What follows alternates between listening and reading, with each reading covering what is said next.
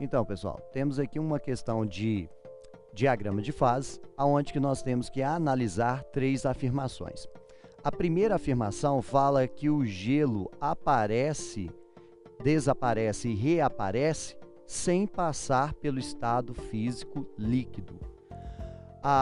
O nome que se dá para essa transformação direta do estado sólido para o estado de vapor ou gasoso é sublimação.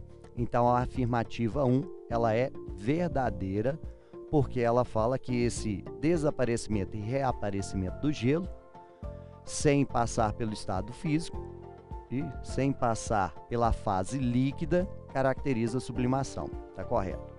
A segunda afirmação fala que se o gelo sofre sublimação, significa que a pressão atmosférica local é menor que a pressão do ponto triplo da água. Então, observando pelo nosso gráfico, o ponto triplo está aqui. Então, a afirmação 2 fala que se o gelo sofre sublimação, a pressão atmosférica local deve ser muito pequena, inferior à pressão do ponto triplo da água. Observando o gráfico, percebemos que o ponto triplo está próximo de uma pressão de 4,579 milímetros de Hg. Observe o seguinte, se tivermos uma pressão acima desse valor, a gente já vai transcorrer da fase sólida para a de vapor, necessariamente tem que passar pela fase líquida. Já para um valor menor do que essa pressão de 4,579, qualquer temperatura, a nossa substância sai do estado sólido e vai para o estado de vapor sem passar pela fase líquida. Significa então que a afirmação 2 também é verdadeira. Já a afirmação 3 fala que o gelo não sofre fusão porque a temperatura no interior da cratera não ultrapassa a temperatura do ponto triplo da água.